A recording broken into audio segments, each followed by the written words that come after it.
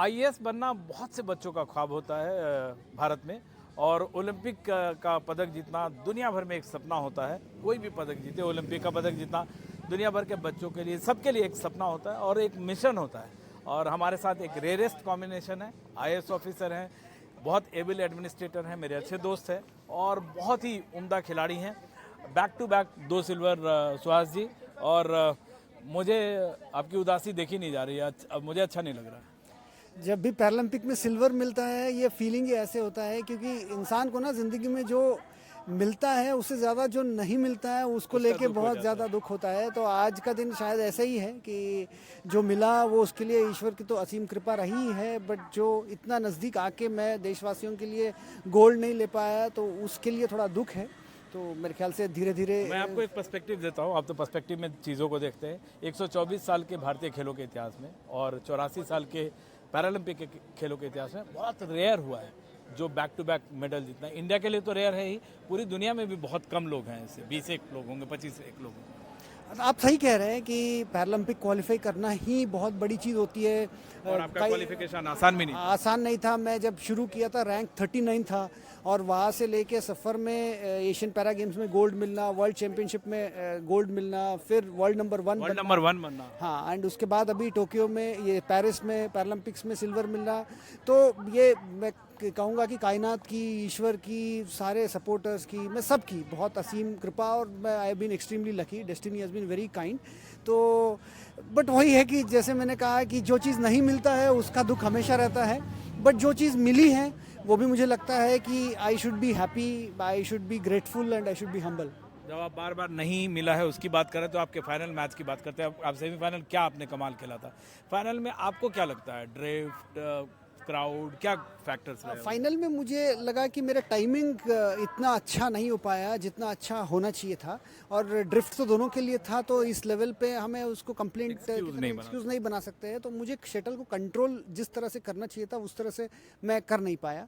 तो शायद मुझे और फोकस करके और थोड़ा अगर कंट्रोल्ड गेम में खेलता। रैली को मैं कंटिन्यू नहीं कर पाया क्योंकि लुकास मजूर जो फ्रेंच का खिलाड़ी था उनके लिए तो 8,000 लोग तो चीयर अप कर ही रहे थे, बट साथ में वो बहुत अग्रेसिव गेम खेलते हैं। तो मुझे थोड़ा सा रैली कंटिन्यू करनी चाहिए थी, तो वो शायद मैं उतना नहीं कर पाया। It was not my best day. खेल ऐसा ही है, कभी आपके लिए बहुत अच्छा दिन होता है, आप अच्छा खेल लेते हैं, कभी आप इतना अच्छा नहीं खेल पाते। That's how sport is. अच्छा, मुझे आप बार बार कह रहे हैं कि परसों ऑफिस जाके ज्वाइन करना है। सेलिब्रेट कैसे करेंगे? कुछ तो कभी करेंगे। हमारी आपकी कितनी सारी पार्टीज भी हुई। तो मुझे लगता है कि जो मैं इतना खेल पाता हूँ यही मेरे लिए सेलिब्रेशन है। तो आई थिंक लेकिन आप बच नहीं सकते। नहीं, पार्टी तो बिल्कुल विल सेलिब्रेटेड, बट जो I think government has been very supportive and the fact that I am able to represent the country.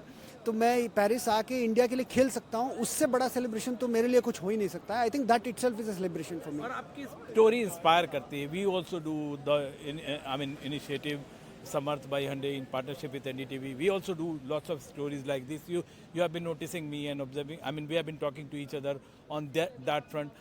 How do you see? I mean, your story is going to inspire many students and many players. I mean, those who used to think खेलोगे कूदोगे होगे खराब, आप उनके लिए बहुत बड़ी प्रेरणा है। What is your message for all of them and also for parents? खास तौर पे युवा और युवतियों के लिए होता क्या है कि जब छोटे रहते हैं तो बहुत सारे इन्फीरियोरिटी कॉम्प्लेक्स रहती है। तो समाज भी बहुत बार बहुत कुछ चीज़ें कहती है, तो हमारे पास दिखाने के लिए कुछ रहता नहीं है।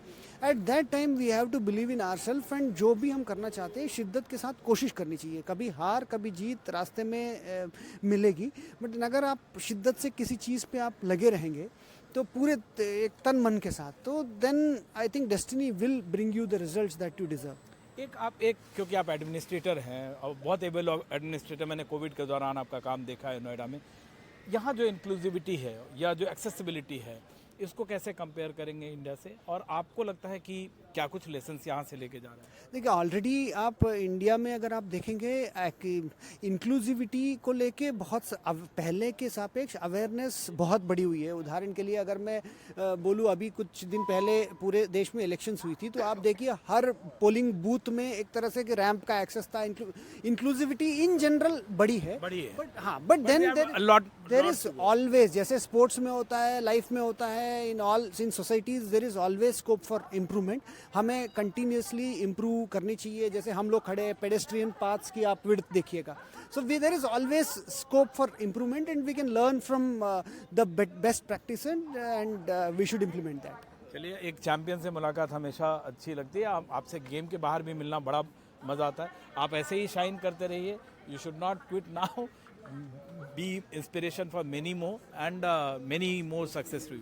Thank you so much. ज़िंदगी जब हम छोटे थे तो हम तो सोचते नहीं थे कि आईएएस बनेंगे, कलेक्टर बनेंगे, पैरालंपिक मेडलिस्ट बनेंगे. तो ज़िंदगी जहाँ जहाँ ले जाती है, लेट अस सी. कैमरामैन गौरी प्रसाद के साथ विमल मोहन, एनडीटीवी.